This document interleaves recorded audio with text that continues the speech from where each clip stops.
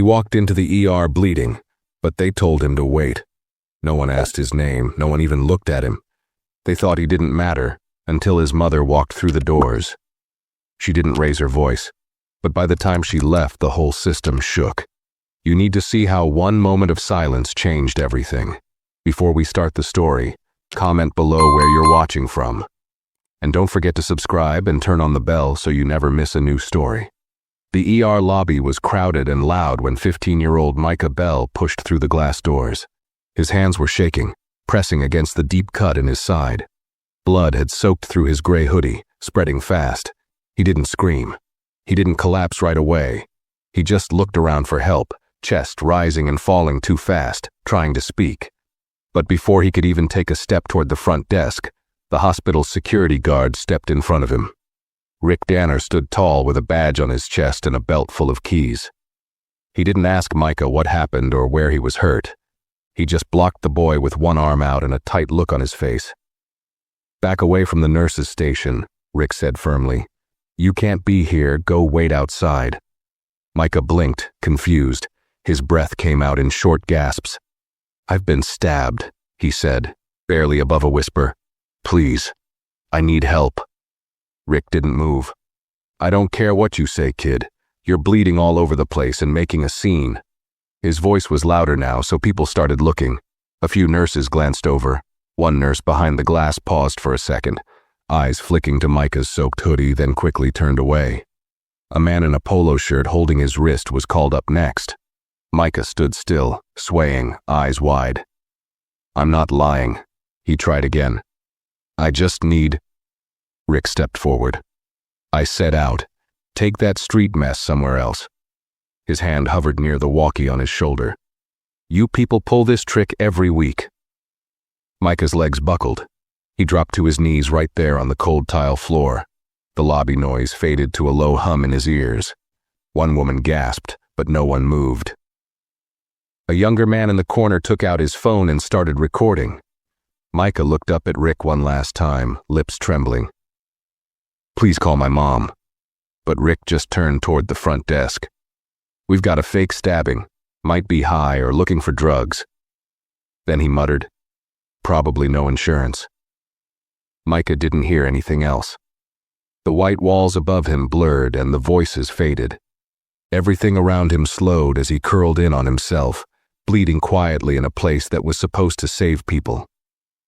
2 hours earlier, Micah Bell had been walking home from school like any other Tuesday. His backpack hung heavy on one shoulder, and he had earbuds in, listening to an old playlist his mom had made for him. Mostly 90s rock and soft country.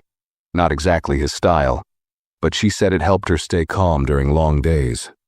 The sun was starting to dip, and the street near the corner store was already half in shadow when he heard the girl scream.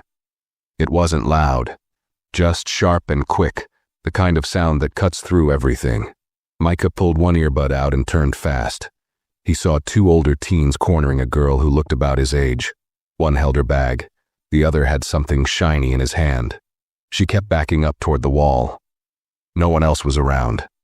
Micah didn't think. He shouted, "Hey!" and started jogging across the street. The taller boy turned, annoyed, and barked something Micah didn't catch. But the second boy, the one closer to the girl, shoved her to the ground and took a step toward Micah instead. "You want to be a hero?" the guy sneered. Micah didn't answer. He just reached for his phone. That's when he saw the knife. A flash of silver and a burning streak across his side before he even understood what happened. The boy ran, so did the other one. The girl scrambled to her feet and disappeared without a word. Micah stumbled forward, pressing his hand against the pane. Blood oozed through his shirt. He looked down and saw red spreading under his fingers. He could still walk, but barely. There was a hospital 3 blocks away. He knew because his mom had pointed it out once when they drove past. "That's where you go if I'm not around. Understand?" He understood. He walked fast at first, then slower. The edges of buildings started to blur. He pushed through that last block on instinct. The white emergency sign finally appeared like a beacon. He didn't expect kindness. He just expected someone to help. He had no idea he'd be stopped before he even got to speak. Micah lay curled near the entrance doors, his breath coming in quick, shallow bursts. The cold from the tile floor was spreading through his body, but the heat from the wound hadn't gone anywhere. It burned deep, like it was still being carved open. His fingers trembled as they pressed into his side, trying to stop the bleeding.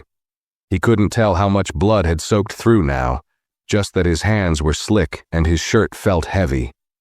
A dull ringing filled his ears. He blinked slowly and looked up, trying to see someone, anyone, who might care. People passed him. Some stared, others avoided eye contact. One older woman clutched her purse tighter and stepped around him, whispering something under her breath. A mother pulled her young son closer and said, "Don't look." Micah wanted to scream, but he didn't have the strength. He kept thinking, if Mom was here, she'd make them listen. She always made people listen. Even when the school counselor tried to talk down to her last year, she didn't raise her voice. She just stared him down until he handed over the apology letter. Rick Danner stood with his arms crossed, still near the front desk.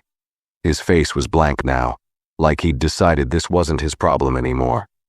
Micah heard him say to one of the nurses, "He's still on the floor, waiting for an act to finish, I guess." A young nurse, maybe in her 20s, peeked around the corner. Her name tag read, Clara. She looked down at Micah for a moment, her eyebrows pulling together. She walked over and crouched beside him. "Hey," she whispered, "can you hear me?" Micah nodded slowly. His lips moved, but no sound came out. She reached for his wrist and checked his pulse. Her hand was warm, gentle. "You've lost a lot of blood," she said softly. "You need help now." She turned her head slightly toward the triage desk. "We need a gurney here." But before anyone moved, Rick's voice cut through the space. "Clara, we don't even have ID. We don't know who he is. Don't get yourself tangled in something you don't understand." His tone wasn't loud, but it carried weight, the kind that told people to back off. Clara hesitated. She looked at Micah again, really looked. She could see he was just a kid. His skin was pale under his brown complexion. His lips had started to dry. Her hand hovered near her pager. "I'm not leaving him," she said just above a whisper. Rick stared her down. "You're new here, don't make trouble." She didn't answer. She just pulled out her phone and started searching through Micah's jacket gently, carefully, until she found the phone in his inner pocket. It was smeared with blood, but still worked. She pressed the emergency contact button. Micah tried to say something, but it came out like a breath. Clara leaned in. "Who should I call?" Micah forced the word out. "Mom." Clara nodded, then held the phone to her ear. A calm, clipped voice answered on the second ring. "This is Colonel Avery Gaines." Clara froze for a second. "Ma'am, I think your son's been hurt. He's at Northfield Memorial. He asked for you." There was a pause, then a quiet but firm reply. "I'm on my way. No questions, no panic, just movement." Clara ended the call and looked down at Micah. "She's coming," she said gently. Micah's eyes fluttered closed. His last thought before everything went dark was simple. "She'll fix this." The ER lobby carried on like nothing had happened. Phones rang, clipboards passed between hands. Nurses called out names that didn't sound anything like Micah Bell. Somewhere a child was crying behind a curtain. The man with the sprained wrist was now joking with a nurse, his arm wrapped in an ice pack. And in the corner, Micah lay still, too still. Clara sat beside him on the floor, knees tucked under her, ignoring the way people glanced at her like she didn't belong there either. She dabbed at the sweat on Micah's forehead with a clean gauze pad, eyes checking his chest to make sure it was still rising. It was, but barely. He looked like someone's brother, someone's son. His curls were matted with sweat now, but they looked like the kind that got messy from bike rides and school hallway races. His shoes were scuffed, not from neglect, but from living. This wasn't some stranger from the street. This was a kid who had just tried to get help and had been told, without words, that he didn't look like he deserved it. Clara's hands shook as she reached for another pad of gauze. She'd only been working at this hospital for 3 months. She'd been warned during orientation to avoid situations that might lead to conflict with senior staff. "Let security handle disturbances," they had said. "We don't want to escalate situations unnecessarily." But how was this a disturbance? How was a bleeding teenager, unconscious and cold, considered a threat? She glanced toward Rick again. He was leaned against the reception desk, arms folded, talking to the triage nurse. He wasn't even looking in their direction now. Like Micah had disappeared. The doors opened again. A delivery man walked in with flowers for someone upstairs. Another patient walked in with a sprained ankle. Nobody saw Micah. Nobody cared enough to stop. Clara whispered, "Just hang on a little longer," and placed 2 fingers lightly on his neck to feel for a pulse again. It was faint. She swallowed hard. Then, finally, movement. A gurney from the trauma bay was being rolled down the hallway by an older nurse and a technician. Clara waved them down, but before they could reach her, Rick stepped into their path. "Don't waste resources," he said quietly. "We haven't cleared him. No ID, no insurance. We don't even know what happened to him. Could be a setup." The nurse on the gurney looked unsure. "Rick, he's not breathing right." Rick stayed firm. "We're not risking the unit until admin says so." Clara stood up. "He's going to die out here." Rick didn't look at her. "Then he should have gone to county. We're not a charity shelter." Clara's jaw clenched. She turned to the technician and said, "Roll it to Trauma 3. I'll take responsibility." The technician hesitated, glancing at Rick, but Clara didn't move. Her eyes held steady. Her scrubs were soaked in blood now. She looked too young to be this angry, but something had cracked open inside her. "You're going to lose your job," Rick muttered. "I'll still have my soul," Clara answered, barely above a whisper. Micah stirred faintly behind her, a quiet moan escaping his lips. And across the city, a black SUV raced down the freeway, weaving between lanes with a driver who never once asked why his passenger hadn't spoken since she got in. Colonel Avery Gaines stared straight ahead, her face calm but unreadable, her gloved hands folded in her lap. Her son had needed help, and someone had made him wait. That was all she needed to know. Colonel Avery Gaines didn't rush. She never did, not even now, not even when the message had come through with the words "stab wound" and "no treatment." Her mind had always been trained to process under pressure, to assess the silence between words, the meaning behind tone. The nurse on the phone, Clara, had said her son was hurt, that he was inside the emergency room but hadn't been treated. That was enough to raise a storm inside her. She sat in the back of the black SUV, her uniform pressed, every ribbon and pin precisely where it had always been. The fabric itched at her collar, but she didn't adjust it. Her hands were still, one on top of the other, the tips of her fingers pressed into her wedding band like a reflex. Her face didn't move, but her mind raced in complete order. Micah left school at 3:20. Northfield Memorial is 1.9 miles from campus. No call from school. No alert from ER. That means he walked in alone. That means someone stopped him. She had given that hospital's name to Micah herself. She remembered the moment. It was after her second deployment on a rainy Sunday, when he had asked her what he should do if she wasn't there in an emergency. "Go to Northfield," she'd said, pointing to the map on the fridge. "They'll help you." She felt that sentence now like a betrayal. Micah was only 15, still had baby pictures in frames around the house, still left his cereal bowls in the sink and forgot his charger almost every morning. He had gotten tall this past year, his voice deeper, his laugh slower. But he still called her mom with a softness that made her heart pause every time. And now he had been left bleeding on the floor of a hospital. Alone. The driver cleared his throat. "Ma'am, we're 2 minutes out." She didn't respond. She closed her eyes just once and saw Micah's face, his real smile, not the one he used for school pictures, the one that showed up when he beat her at cards or made her laugh unexpectedly. Her boy was smart. Her boy was quiet, careful, always watching. And someone who thought they had power, had looked at him and seen a problem. She opened her eyes. "Pull to the emergency entrance." "Yes, ma'am."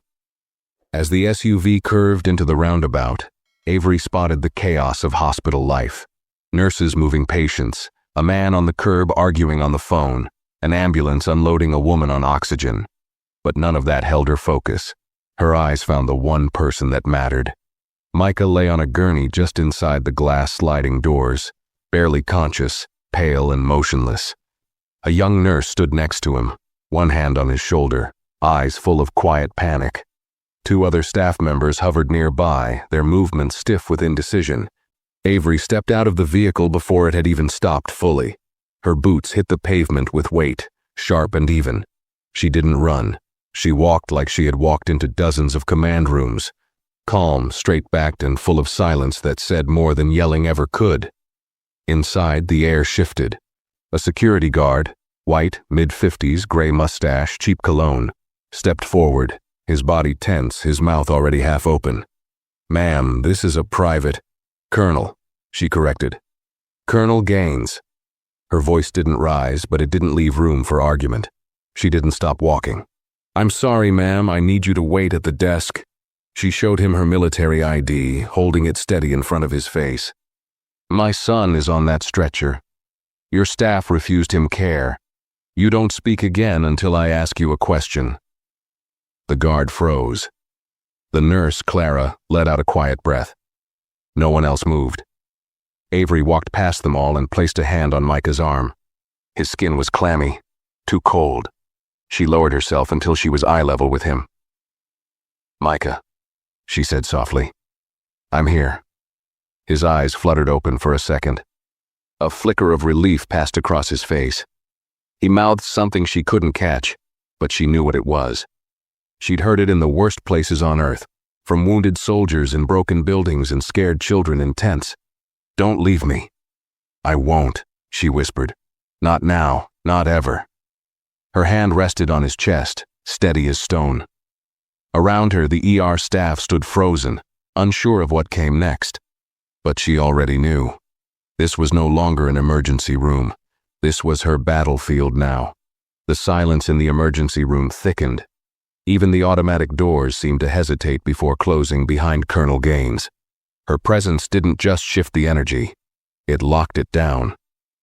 She stood still for a moment, one hand still resting gently on Micah's shoulder, the other hanging loose at her side. She didn't yell. She didn't demand. But no one moved. Clara, the nurse who had stayed beside Micah from the beginning, stepped back slowly as if instinctively recognizing that something larger had entered the room. She glanced between the mother and the boy, the way the colonel's body shielded him like a wall, and she suddenly felt ashamed of the others, of the way they had let it happen, of how easy it had been for everyone to look the other way until someone powerful showed up. Rick Danner stood stiffly near the check-in desk, arms crossed again but less certain now. His mouth opened, then shut. He wasn't used to being challenged, not like this. Most people backed off when he used that flat tone, when he dropped the word protocol. But now he was staring at a woman in full dress uniform, polished boots, and 4 stars sitting on her collar like quiet thunder. She hadn't even raised her voice, and he felt smaller by the second. Colonel Gaines didn't look at him, not yet. Instead, she turned to Clara. "Vitals." Clara cleared her throat, her voice quiet. "BP is low, 90/54. Pulse was fading but stable last I checked. He lost a lot of blood before anyone came over. I called you because he asked for his mom. No one else listened." Avery's expression didn't change, but her eyes softened for a moment. "You stayed with him?" Clara nodded. "Then stay. You're the only reason he's alive." Clara blinked quickly, then gave a tight nod. Her throat ached from holding in everything she'd wanted to scream earlier. Finally, Colonel Gaines stood upright. The stillness left her body. She turned, slowly and precisely, until she was facing Rick. The room felt colder. "What's your name?" she asked. He straightened up. "I'm Security Officer Rick Danner. I was following hospital policy. We can't let unknown persons—" "Was my son holding a weapon?" "No, ma'am." "Was he screaming? Threatening staff? Rick hesitated. No, but was he bleeding? She asked, her tone sharp now. Was he invisible, immediate medical distress? Rick shifted. Yes, but without ID. Then your job was to get out of his way, not profile him. Someone coughed near the desk. A nurse stepped back into the hallway, not wanting to be seen. Colonel Gaines took one step closer to Rick. You left a child, my child, bleeding on your floor while you judged his hoodie and skin color. That's not policy. That's cowardice. Rick's face flushed red. Ma'am, I didn't know he was your son. Avery's voice didn't rise, but it cut deep. You didn't need to. He was someone's son. He said nothing after that. Avery turned toward the main desk. I want a written report of every staff member who interacted with my son. Names, timestamps, notes. If anything's been edited, I'll know. And I want it now. The clerk, shaking slightly, nodded and started typing. Behind her, a small monitor on the wall played the local news.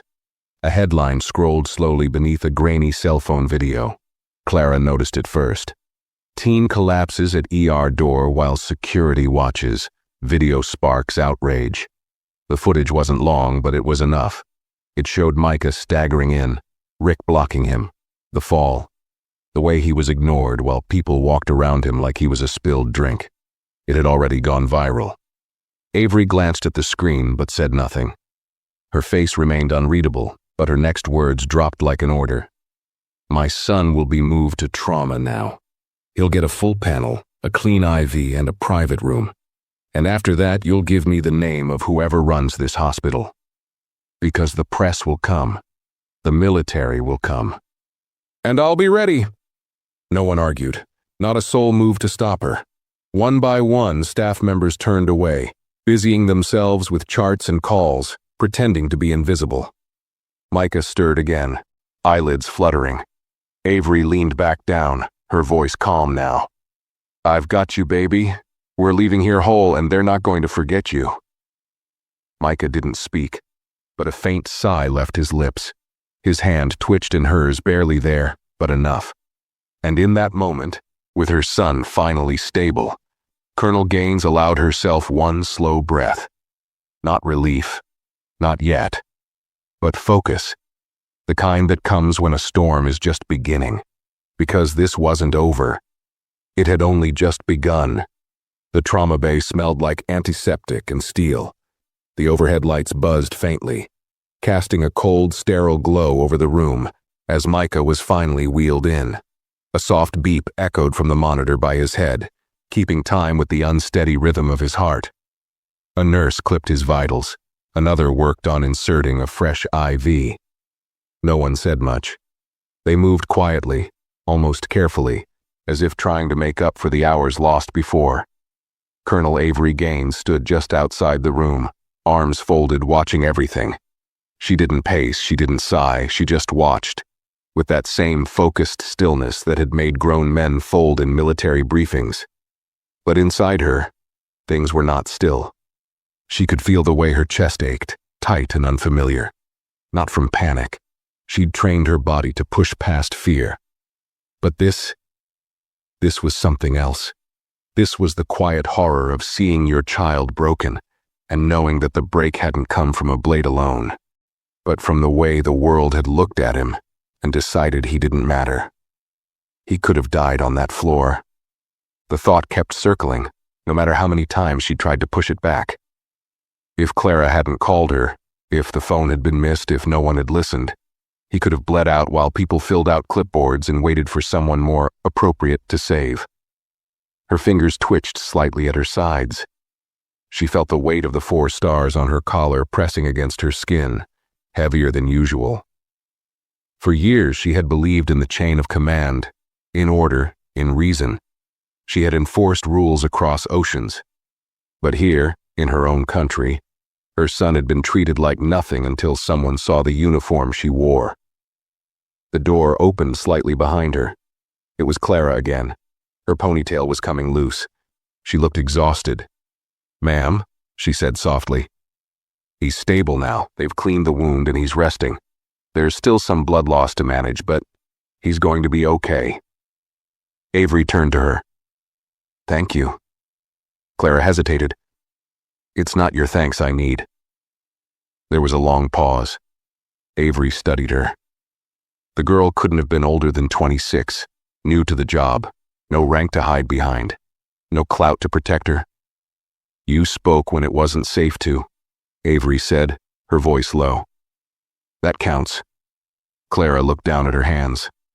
I almost didn't. I was scared. He was right there, and I almost walked away like the others. But you didn't. I waited too long. Not as long as they did. The door to the trauma room swung wider, and Avery stepped inside slowly. Micah lay on the bed, his face turned slightly toward the wall. The blanket was pulled up to his chest. A light line of stitches ran just under his ribcage, and the IV beside him dripped steadily. He looked smaller somehow, thinner, softer, like someone who had been trying to stay brave for too long. She pulled up the chair beside him and sat down quietly. She didn't touch him yet. She just sat, letting the quiet settle around them. The hum of machines, the distant voices in the hallway, the soft beeping, all of it formed a shell around the moment. After a while, his eyes opened. Barely. Mom? Her throat caught. She nodded slowly. I'm here, sweetheart. He blinked, tears forming before he could stop them. I thought they were going to let me die. Avery leaned in then, taking his hand in hers. I know, but they didn't. Because you held on. Micah swallowed hard, then whispered, Why did they do that? Why didn't they help me? She didn't answer right away. She could have said 100 things. She could have talked about systemic failure, unconscious bias, institutional rot. But he was 15, and he was tired. So she said the truth in the simplest way she could. Because some people look at you and don't see what I see. His lip trembled. Is that ever gonna change? Avery leaned closer, pressing his hand gently to her cheek. It will, she said, because I'm gonna make sure of it. You didn't go through this for nothing. He looked at her, eyes red. They didn't even ask my name. That hurt more than anything. He wasn't even anonymous, he was invisible. She kissed his forehead. They'll know it now. Just then a soft knock came at the door. A woman in a suit entered, nervous, holding a clipboard. She looked like someone higher up, public relations maybe, corporate smile. I just wanted to check in, Colonel. We're deeply sorry for... Avery held up one finger, not to speak, just to silence. The woman stopped mid-sentence, lips parted. Not now, Avery said. We're done with words. And the woman, for once, listened. She backed out slowly, closing the door behind her. Avery turned back to Micah, brushing a curl off his forehead. His eyes were already drifting shut again. And in that quiet hospital room, while the world outside buzzed and scrambled and spun, a mother sat still with her son, knowing that power didn't always roar. Sometimes it waited, sometimes it watched, and sometimes it arrived wearing 4 stars and refused to be ignored. Colonel Gaines didn't sleep that night, even after Micah was moved to a private recovery room, even after the fluid stabilized his blood pressure and the monitors calmed into a steady rhythm. She remained seated in the same armchair beside his bed. She hadn't changed out of her uniform. The dark blue fabric wrinkled under her arms. Her shoulder plate slightly loosened now, but she didn't notice. Her back ached from sitting, but she ignored it. She'd done overnight shifts in field tents and briefing bunkers. This, sitting beside her son, listening to him breathe. This was the hardest one of all. The hospital room had no warmth. It was beige and quiet, filled with the low hum of electronics and a faint chemical smell from the IV tubing. Outside, the hallway buzzed faintly with the occasional wheel of a gurney or the shuffle of rubber soles. But no one came in. It was like the hospital had gone silent around her, afraid to intrude. And maybe they should be. Avery glanced at her watch. 3:37 a.m. Her eyes burned. Her body told her to rest, to lean her head back and close her eyes just for a few minutes. But every time she tried, she saw it. Micah on the floor, alone, curled up in pain. The way his voice had gone small. The look on his face when he asked why they didn't help. Her mind kept replaying the scene she didn't see but knew too well. The way Rick Danner probably rolled his eyes. The way nurses probably exchanged glances and moved on. How long had he begged before someone heard him? How long had they judged him from across the room, deciding he wasn't a priority? She pressed her fingertips against her forehead. She had given her country 30 years of discipline, 3 wars, 4 continents, more promotions than most men in her class. She had taken the weight of command, endured the silence of loss, worn the uniform with dignity. And still, none of that had been enough to protect her child from being treated like a threat. Not until they knew who she was. That was what stayed with her, not the wound, not the blood, not even the callous words. It was the simple, damning fact, if she'd been anyone else, just a mother in jeans and a sweater, Micah might not have made it. And what about the next kid? Avery stood up slowly and walked to the window. The city lights blinked against the glass. Somewhere out there, people were still awake. The video had gone viral. Her phone had buzzed earlier with messages from old military colleagues, from local news stations, from numbers she didn't recognize. She had ignored them all. Not yet, not until Micah was fully awake. She looked at her reflection in the glass, her face hard and still, her hair pulled back too tight, a crease forming above her brow that hadn't been there a year ago. She looked tired, not weak, just tired. Behind her, she heard a quiet rustle. Micah stirred in the bed.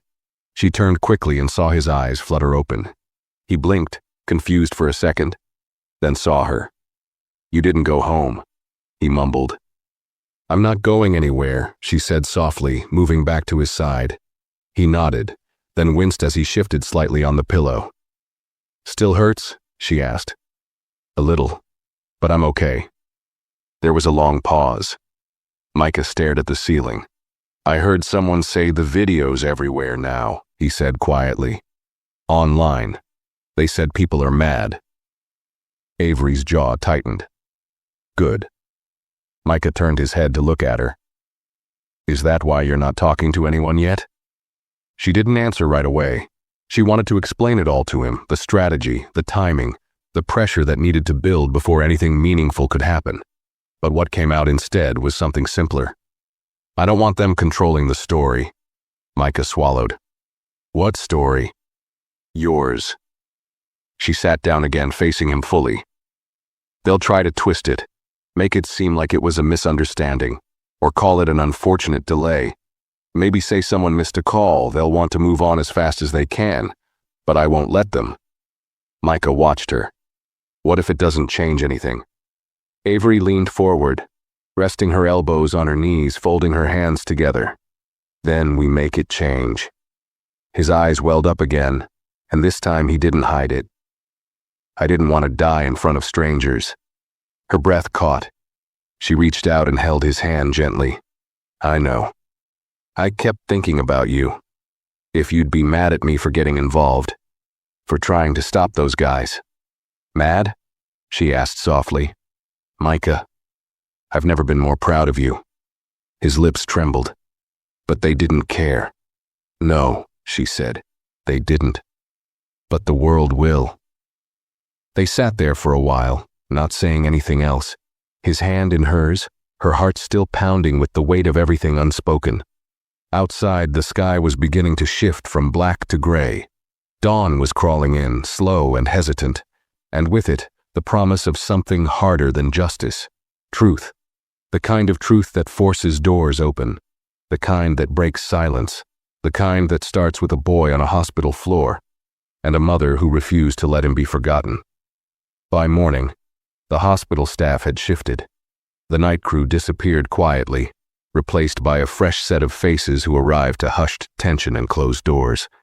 Word had spread faster than anyone could contain it. The incident wasn't just an unfortunate moment anymore. It was a headline, a hashtag, a question being asked by thousands of strangers.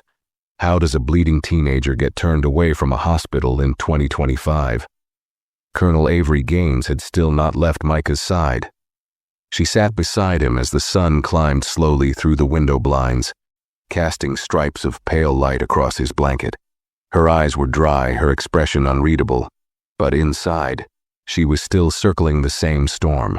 She had checked Micah's vitals 3 times herself, even after the nurse confirmed he was stable.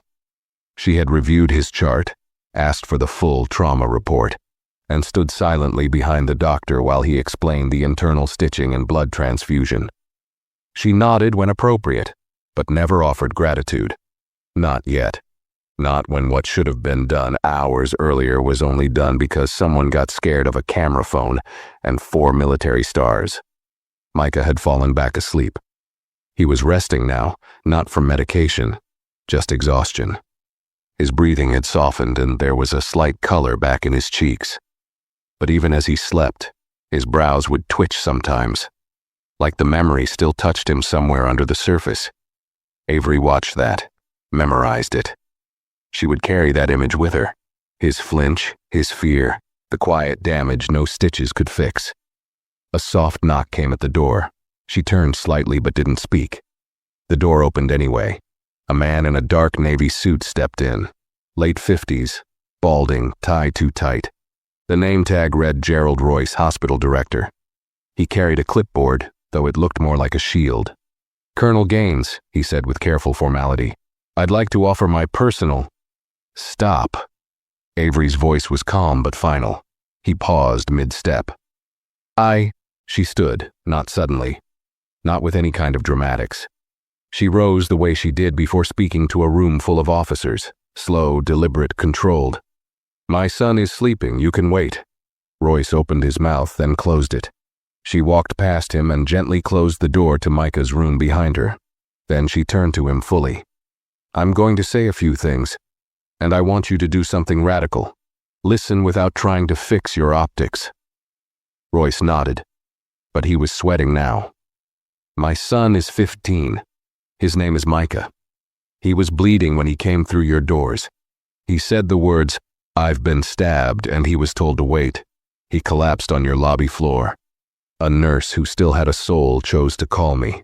Only then did things change. Not because your staff had a change of heart, but because they were afraid of me." She took a step forward, not threatening, but with the presence of someone who had been trained to speak in war zones and still be heard. "Do you understand the problem yet?" Royce swallowed. "Yes, I do. And we are taking it very seriously. An internal review is already underway."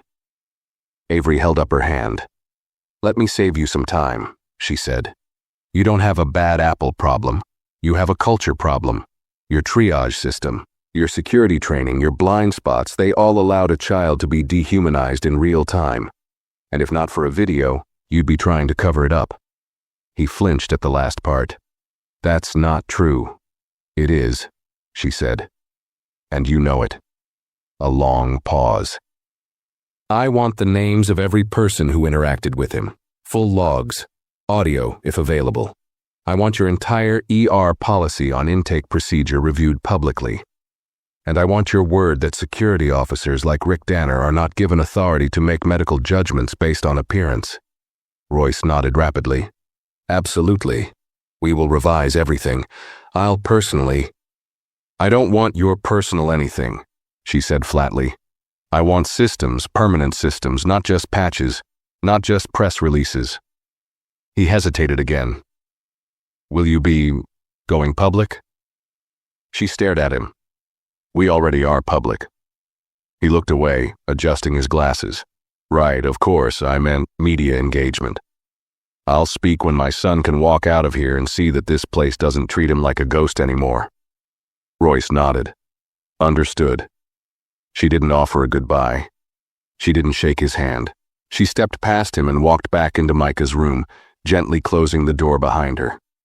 The room felt quiet again, like it had its own air, sealed off from the noise outside. Micah stirred. She walked back to his side and sat down. He opened one eye, just barely. "Was that someone important?" "No," she said, brushing her fingers across his forehead. "Just someone trying to clean up a mess they made." Micah was silent for a moment, then he asked, Is this going to be on the news forever? She paused. Probably. He blinked slowly. I didn't want to be famous. You're not, she said. You're visible. That's different. Micah turned his face toward the window, watching the sun peek between buildings. Are we gonna sue them? Avery looked at him, long and steady. We're going to do something bigger than that. He didn't ask what. He just closed his eyes again and finally, truly slept. And Avery sat beside him, the sound of his breathing steady now, already thinking about the next conversation, the next room, the next wall she'd have to push through. Because justice wasn't just about punishing the wrong. It was about making sure the next Micah never had to bleed just to be seen. It was nearly noon when Micah woke again. This time, the light in the room was brighter, softer. The midday sun filtered through the curtains in long gold stripes, warming the edge of his bed. His eyes opened slowly, blinking against the haze. He didn't feel the same sharp pain as before, just a dull ache now, like a bruise under his ribs that refused to be ignored. Colonel Gaines was still there, sitting exactly where he last saw her. She hadn't moved except to change her posture. Her jacket had come off, neatly folded on the windowsill, but her dress shirt was still buttoned to the collar and her boots remained laced. Her presence filled the room, quiet and constant. Micah cleared his throat. You didn't leave? She turned to him with calm eyes. I said I wouldn't. He gave her a half smile, weak but grateful. They didn't make you go? They wouldn't dare, she said, voice low but dry. He chuckled a little, then winced. Okay. Laughing still hurts. She stood and poured him a small cup of water from the pitcher. Sip, not too fast. He obeyed, drinking slowly, his hand shaking slightly as he held the cup. She steadied it for him without saying a word. Has it been long? He asked. Since last night? She nodded. You've been sleeping off and on for hours. Your vitals look better, the bleeding stopped. He nodded slowly, trying to process everything. Then his gaze dropped to the bandage on his side. I didn't even realize how much it was bleeding, he murmured. It didn't feel that bad at first, just hot, then cold. Avery sat beside him again. That's how trauma works, she said gently. Your body tries to protect you from panic, tries to keep you upright, focused, until it can't. He looked at her for a long moment. Is that what happened to you? In the military? Avery raised her eyebrows, caught off guard by the question. It wasn't one he usually asked. She thought he wasn't interested, or maybe too polite to ask about the years she never talked about. But now, in this still room, after everything they'd been through, the question felt natural, honest. Yes, she answered after a pause. More times than I can count. He nodded. I guess. I know a little how that feels now. She reached for his hand, curling her fingers gently around his. I wish you didn't, she said. I would have done anything to keep this from touching you. Micah swallowed. But it did. There was no use in denying it. His voice was steadier now, but his eyes held something deeper. A weight. Not fear. He'd burned through that already. It was the heavy quiet of a kid who had seen the world blink and realized it didn't always blink kindly. I heard people talking earlier, he said slowly, when I was kind of awake. They were saying I was brave, that I stood up to those guys in the alley. Avery nodded. You were. He shook his head. That part, yeah, maybe. But when I got here, I wasn't brave. I was scared, Mom. I felt like I was in the way, like I was annoying them, like they thought I was lying. And for a second, I almost started thinking it too. His voice cracked. I thought maybe I did look like trouble. Maybe I should have waited outside. Avery closed her eyes for a moment, breathing deeply through her nose. Then she leaned forward, gently pressing her forehead against his. Don't ever say that again, she whispered. Not because it isn't how you felt, but because none of that was your fault. None. Micah blinked back tears, but they spilled anyway. They looked at me like I was already a problem. I know, she said, voice steady. And they were wrong. A silence settled between them, thick and full of truth. Neither rushed to fill it. Then Micah asked, "What are we going to do now?" Avery sat back, folding her hands in her lap. "Well," she said slowly, "the video's already made it to every major outlet. Civil rights groups are calling. There's an internal investigation, but they want it to stay quiet." Micah raised an eyebrow. "You're not going to let that happen, are you?" She smiled, small but sharp. "Not a chance." He breathed in, then asked the question he hadn't dared to say before. "Are we going to sue them?" Avery tilted her head. "That's on the table, but we're going to do more than that." "Like what?" She stood and pulled a folded document from her jacket pocket, setting it on the tray beside his bed. It was a printout of a legal template, a policy draft. At the top it read, "Emergency Triage Equity Mandate, Proposal for Public Hospital Reform." Micah stared at it. "You wrote this?" "I started it at 3 a.m., she said. "It's not finished, but it will be." He looked back at her, quiet for a beat. "Is this really going to change anything?" Her face softened. "Not everything, but it'll be a start." He looked away for a moment, processing, then nodded. "You always say use your voice. I didn't think mine would sound like this." "Sometimes it starts with a whisper," she said. "Sometimes it starts with blood." Micah closed his eyes again, not because he was tired, but because he felt safe, for the first time in days, and Avery sat beside him in the golden light of the room, holding her silence like a weapon. Her son's life now a call to action no one would silence. Not again. Not ever. The next morning brought more than just daylight. It brought a knock that wasn't hesitant. Firm, 2 slow taps, a pause, and then another. Avery didn't need to ask who it was. She already knew. She stood from the chair beside Micah's bed and opened the door. 2 women stood on the other side, one in a tailored black skirt suit with a notepad in her hand, the other in a navy blazer with the Department of Health emblem pinned to her lapel. Behind them, a tall man in plain clothes held a digital recorder. No camera crew, no shouting journalists. Just quiet authority and attention that followed them into the room. "Colonel Gaines?" the woman in the blazer asked, extending her hand. "I'm Elise Branner, Deputy Director of Patient Rights and Oversight. This is Marla Keene from Internal Affairs. We're here to ask a few questions about the incident with your son." Avery didn't shake the hand. She stepped aside and motioned them in with a slight nod. Micah was awake, sitting up now, his pillow stacked behind him. His eyes scanned the room as the visitors entered, narrowing when he saw the recorder. "I don't want to be interviewed," he said quietly. "You won't be," Elise replied gently. "We're not here to push a statement. We're here to make sure what happened doesn't happen again." Micah looked to his mother. Avery stepped forward. "He won't be answering anything today. He's recovering. You'll speak with me." The 2 women nodded and sat in the chairs across from her. Elise leaned forward. "We've reviewed the footage. The delay in care. The lack of response. We're deeply sorry." Avery sat down slowly, folding one leg over the other. "You're sorry it was filmed," she said. "Be honest." Marla, the woman from Internal Affairs, winced. "We're sorry it happened," she said more softly. "But yes, the video forced our hand. That's the truth." Avery appreciated the honesty. It was ugly but real. She nodded slowly. "So what now?" she asked. "Another memo? A training video on unconscious bias? A reprimand in a private file?" Elise met her eyes. "We want to change the policy.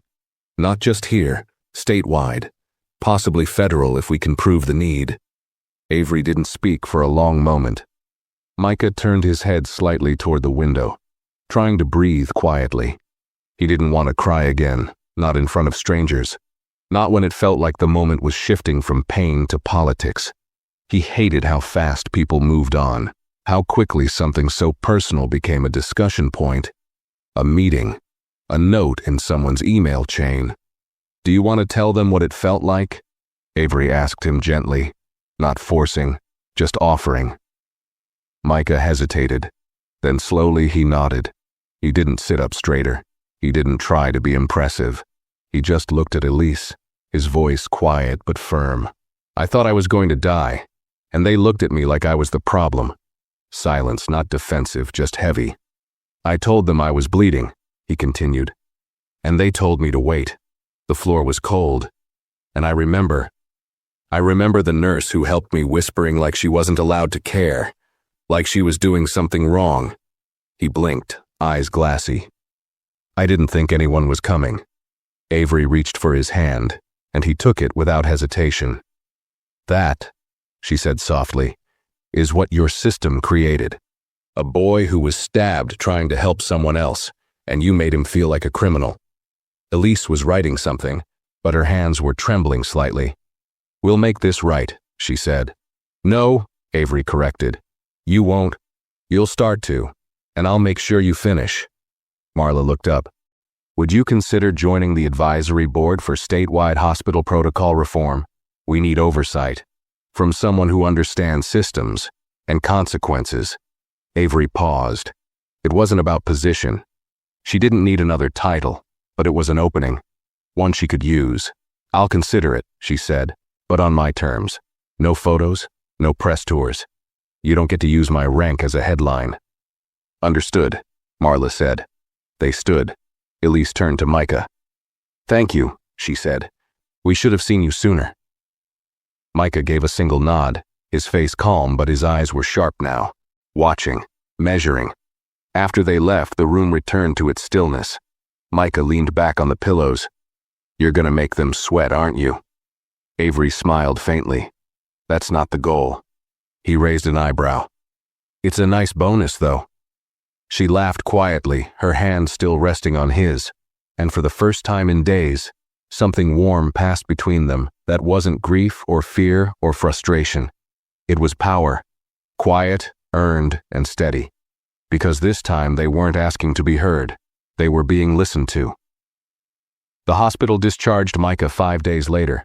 His wound had healed enough to remove the stitches, and though he moved slowly and tired easily, the doctors said he could recover the rest at home. But the emotional weight, nobody had a discharge plan for that. No list of medications, no printed instructions. That part he'd have to carry out himself, hour by hour. Avery stood beside him as the nurse helped him into his hoodie. Clean now, not the blood-soaked one he had worn the night he came in. His movements were cautious. His right arm favored his side, and every time he winced even slightly, Avery's hand twitched with the urge to help, to fix, to make it disappear. Do I look okay? Micah asked, looking at his reflection in the small mirror on the wall.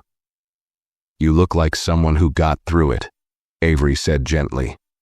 And that matters more than how it looks. He nodded, but there was hesitation in his eyes. He didn't just mean his appearance. He meant what people would see now, what they would expect of him. The boy in the video, the kid who became a symbol. He didn't ask for that spotlight, and now it followed him like a second shadow. A hospital staffer waited awkwardly at the door with a wheelchair, though Micah insisted he could walk. Avery said nothing, letting him decide. He moved slowly, gripping the armrest of the chair for balance before standing on his own feet. The nurse stood nearby just in case, but didn't reach for him. Each step toward the elevator was like a silent test, not just of strength but of trust. Trust in his own legs, trust that no one would stop him again, or question if he belonged in the hallway, in the building, in the world that had tried to look through him. Avery pressed the elevator button. Her posture was tall, unflinching. She noticed a few glances from staff nearby, some sheepish, others wary. One nurse nodding quietly, a silent apology in her eyes.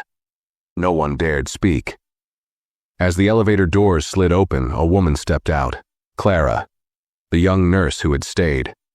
She froze for a second when she saw Micah, then quickly tucked her clipboard under one arm. Hey, she said softly, you heading out? Micah nodded. Yeah, finally. Clara smiled, but there was tension in it. I'm glad you're okay, really. He looked at her for a long moment, then he said, Thank you for not walking away." Her face crumpled slightly and she exhaled like she'd been holding her breath for days. "I almost did. I didn't know what to do, but I saw your face, and I couldn't live with it if I'd just stood there." Micah gave her a small, tired smile. "That's what I thought too. About the girl in the alley. That's why I ran toward them." Avery watched quietly, heart swelling with quiet pride and sorrow at the same time. Her son had found courage in the same way Clara had. Both had faced moments where it would have been easier to stay silent, and neither did.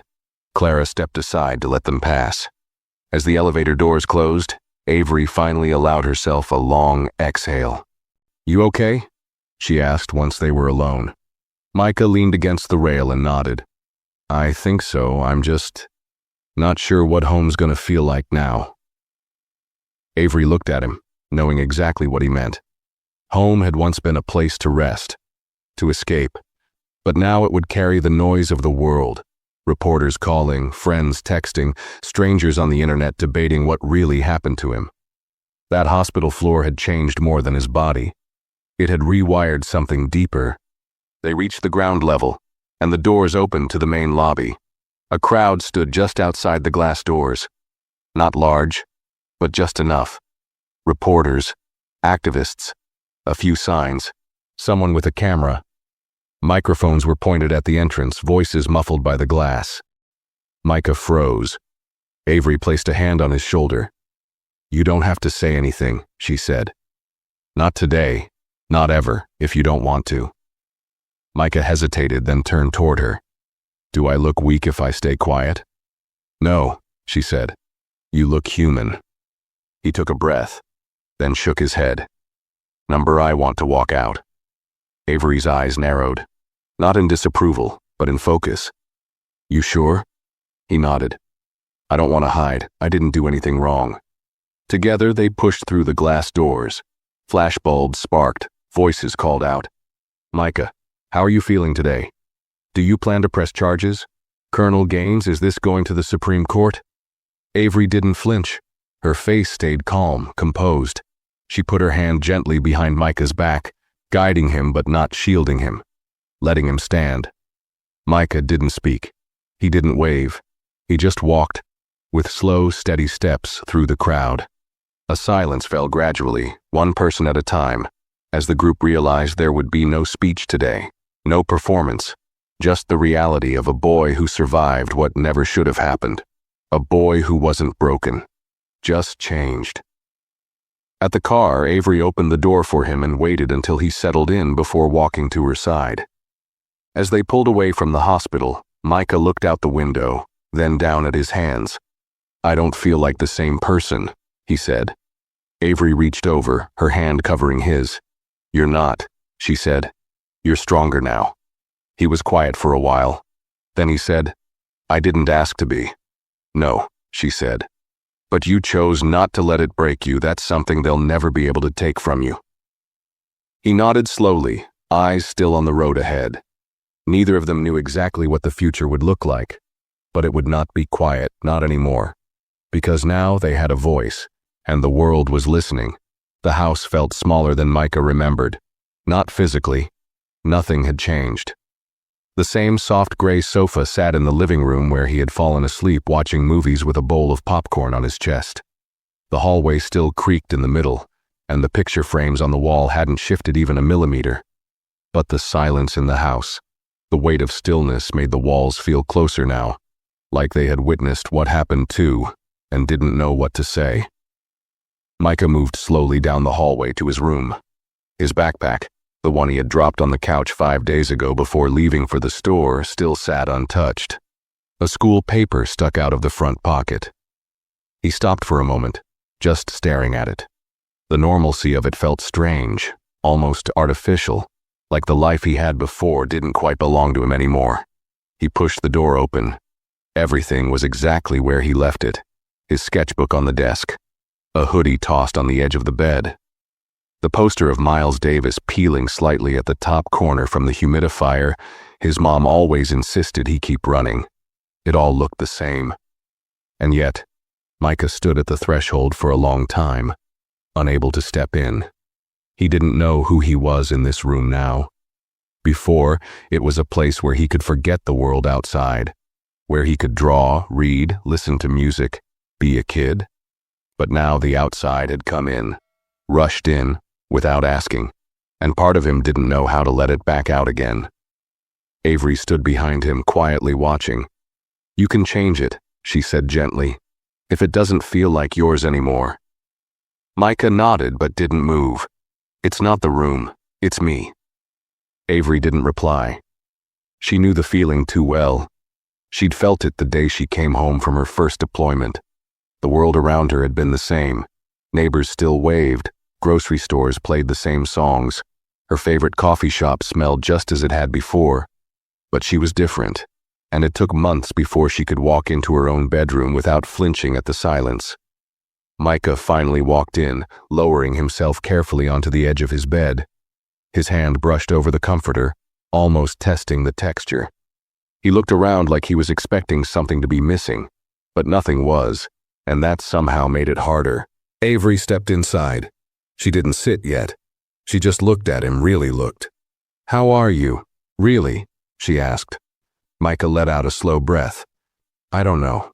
I feel tired. Not just in my body. Like everything is tired. My thoughts, my stomach, my eyes." He rubbed his forehead. "And I keep thinking, it happened so fast. Like 1 second I was walking home, listening to music, thinking about that algebra quiz, and the next, I was bleeding in front of strangers who looked through me like I was nothing."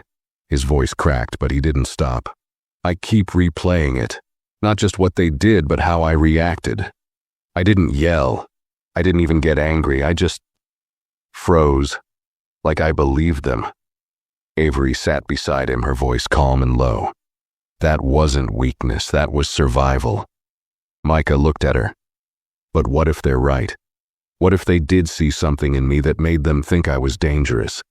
What if something in my face or my clothes or my skin made them—" "No," she interrupted firmly but not sharply. "That's not on you. That's on them." He stared at the floor. "I just don't want to be the kid from the hospital video forever."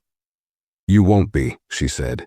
"You get to decide who you are, not them, not the press, not even me." He swallowed, his fingers digging into the blanket. "I don't even know who that is anymore." Avery was quiet for a moment. Then she said something she hadn't planned. "I almost didn't come." Micah turned sharply toward her. "What?" "That day," she said. "When Clara called, I was in a meeting with defense officials. We were reviewing a supply line compromise in Eastern Europe. My phone buzzed, and for half a second, I thought about letting it go to voicemail." She exhaled, then looked down. "Because that's what I've trained myself to do. Keep focused, stay in control. But something in me, something said answer it. And when I did and I heard Clara's voice, I felt this wave of cold run through me." Micah was quiet. "I drove there with a rage I didn't know I still had. Not because you were hurt, but because I knew why you were left on that floor. Because I'd seen it before. Because it wasn't new." Micah's voice was barely above a whisper. "Do you think it'll happen again? To someone else?" "Yes," she said. "It will." He looked at her, searching. "Then what's the point of trying?" She took his hand. "Because it doesn't have to happen to everyone. Because the world doesn't change in earthquakes. It changes in pressure. One brick at a time. One story at a time." Micah nodded slowly, his fingers tightening around hers. "I don't feel brave," he admitted. "You don't have to be brave," she said. "You just have to keep showing up." He rested his head on her shoulder.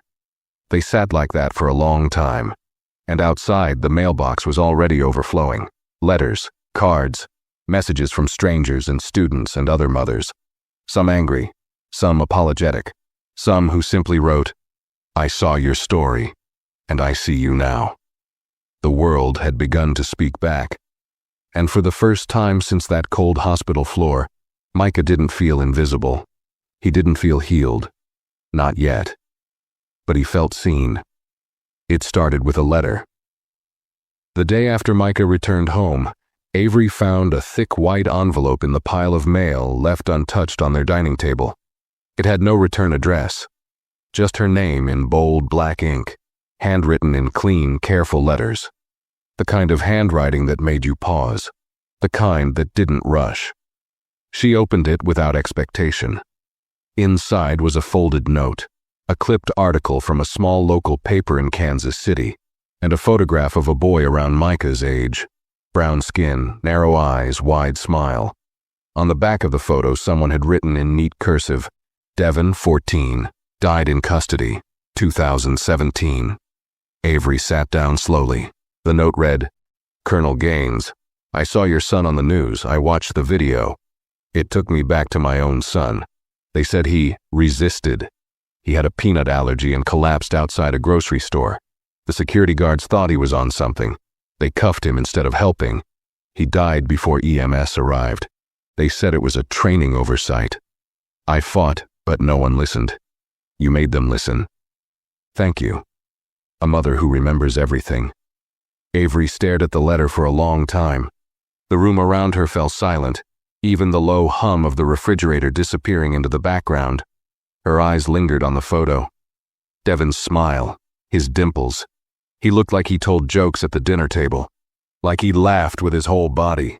And now he was just a photograph, a boy whose name no one remembered until someone else's son almost became him. She folded the letter carefully and slid it into the kitchen drawer where she kept the important things, the small hidden collection of keepsakes she never talked about, a coin from her father's funeral, Micah's first drawing of a lion, her last field medal. Now Devin joined them, not a file, not a case, but a boy who should have grown up. Later that night, after Micah had gone to bed, she sat in the living room with the TV off, the lamp casting soft shadows on the wall, and opened her laptop. Her inbox had flooded. There were messages from people she hadn't heard from in years, military contacts, activists, strangers. One email came from a retired trauma nurse in Chicago, another from a public high school counselor in Alabama. Many of them shared the same line. I didn't know how bad it still was until I saw your son. Avery scrolled slowly. Every word was weighted. Every message a reminder that Micah had become something more than himself. A symbol, yes, but also a mirror. She clicked open a draft labeled Policy Memo Phase 1. The title had changed since the first night she typed it. Now, in bold, the Micah Standard, a National Emergency Care Protection Act. She paused at the empty paragraph below the title. Her fingers hovered over the keys. She wasn't writing from rage anymore. Rage had done its job. It got the door open. It forced names out of mouths that once refused to speak. But now came the hard part. Systems, language, concrete change that could outlast the cameras. She began typing. This policy exists because one child almost died waiting for permission to be seen. Because countless others never got a second chance. Because silence has cost more lives than chaos ever did. This is not just a reform. It is a refusal. To accept less. To look away. To pretend. She stopped. It was a start. Upstairs, Micah shifted in bed. He hadn't been sleeping well. Most nights he tossed, murmured, curled up in his sheets like he was still on the cold tile of that ER lobby. Avery heard him sometimes, heard the breaths catch, the dreams leak through. But she didn't go in. Not always. She wanted to give him space. He needed to find his footing again. But tonight something felt different. She closed the laptop and climbed the stairs quietly. His door was half open, the way he always left it, just enough that he didn't feel closed off, but not wide enough to feel exposed. He sat upright on the bed, sketchbook on his lap, pencil in hand. The room was dark except for the small reading lamp clipped to the headboard. The sound of pencil on paper was soft, rhythmic. She knocked gently on the doorframe. He looked up. Couldn't sleep. I heard. He flipped the sketchbook toward her without a word. The drawing showed two figures. A young boy curled on a hospital floor, limp, forgotten, fading into the background. And standing beside him, a tall woman in uniform. One hand on his shoulder, the other holding back a crowd of faceless people. The boy's face was faint, but his eyes looked straight out from the page, defiant, awake. Avery felt her throat tighten. "You drew this from memory?" she asked softly. Micah nodded. "Not just mine." She sat beside him, eyes never leaving the page. "You captured something I haven't found words for," she whispered. Micah shrugged, but it wasn't casual. It was heavy with something older than his years. "I don't think I'm going to forget it. Ever." "You're not supposed to," she said. "You're supposed to make sure no one else does either." He nodded once, then leaned against her shoulder. They stayed like that for a long time, two survivors in a quiet house, one building the future with words, the other with lines and shadow. Outside, the street was still, but inside something powerful was taking shape. Something lasting. Not revenge, not rage. Legacy. 2 months later, Micah stood at the front steps of the same hospital. His fingers clutched the edge of the podium, not out of fear, but to anchor himself. The small press gathering was quiet. No cameras flashing wildly, no shouts from reporters. Just a modest crowd. Nurses in scrubs, hospital staff with clipped badges, a few news anchors scribbling in notebooks. Behind them, the community. Neighbors, teachers, students, parents holding the hands of children who looked too much like him. Avery stood off to the side, arms crossed. Not as a colonel today, but as a mother. Her uniform remained in the closet. Today wasn't about power, it was about something more fragile, more permanent. Micah cleared his throat. He was taller now, or maybe he just stood taller. "I didn't want to speak at first," he began, his voice soft but clear. "Not because I didn't care, but because I didn't know what to say. I didn't know how to talk about what happened to me without feeling like I was reliving it." He paused, letting the silence settle. "But I realized something. Silence didn't protect me that day, and it won't protect the next kid either." Some in the crowd nodded. Others simply watched, eyes fixed, waiting to hear what someone so young had to teach them. "I walked into this hospital bleeding. I told a man I was hurt. He looked at me and decided I was lying, or that I wasn't worth the time. I'll never forget that moment. Not because of the pain, but because of how small I felt, like my voice disappeared right in front of me." He looked down at the podium for a moment, breath catching, then raised his eyes again. "But I'm still here, and my voice is louder now." Behind him, the hospital's new banner stretched across the building entrance. The Micah Standard. Equity in emergency response. No one ignored. No one left behind. He took another breath. "I don't hate this hospital. I don't hate the people in it, but I do hate the way things were allowed to stay broken until someone got hurt. Until I got hurt. I wish it didn't take blood to get people to listen." His hand trembled slightly, but he didn't let go. "I'm not a hero. I didn't save anyone that day. I just tried to do the right thing and ended up on the floor. But the people who came after, my mom, Nurse Clara, the ones who stood up when it was easier not to, those people showed me something I'll never forget." He glanced at Avery, whose eyes shimmered in the sunlight. "That we are not invisible."